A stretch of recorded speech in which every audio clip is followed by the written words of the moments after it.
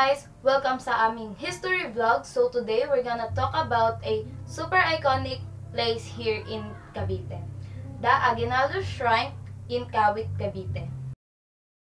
Yes guys, dito unang na-proclaim sa Aguinaldo Shrine dito sa Kawit, Cavite ang independence ng Pilipinas noong June 12, 1898. So basically, dito nagsimula ang Free Philippines. So yun na nga, Cavite was actually called before Cavite el Viejo. And fun fact about that is, this is the birthplace of very our President Emilio Aguinaldo. Right, at his very own house, which is now known as Aguinaldo Shrine, he declared our independence from the Spanish rule.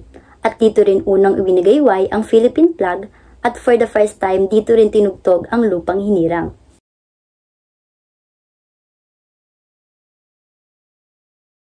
Kawit is actually one of the first-class municipalities in Cavite.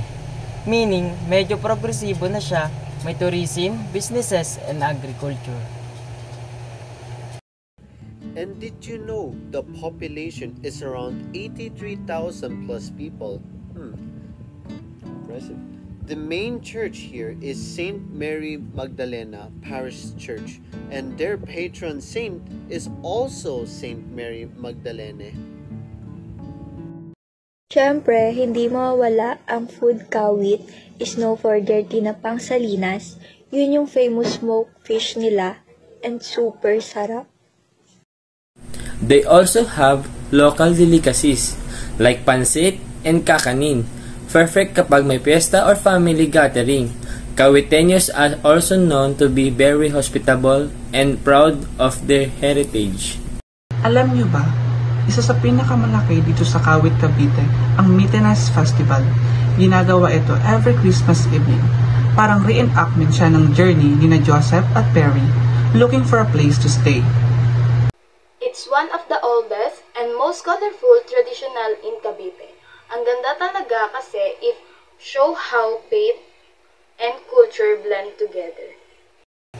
The Aguinaldo Shrine is more than just an old house, it's a reminder of our fight for freedom. True, it teaches us to value our independence and never forget where it all started. Even though we're sharing this at home, sana maramdaman niyo pa rin kung gaano ka-importante ang lugar na ito. Knowing our history help us understand who we are as Filipinos. Kaya naman, let's continue to honor and respect our heritage. Mabuhay ang kalayaan, mabuhay ang Pilipinas.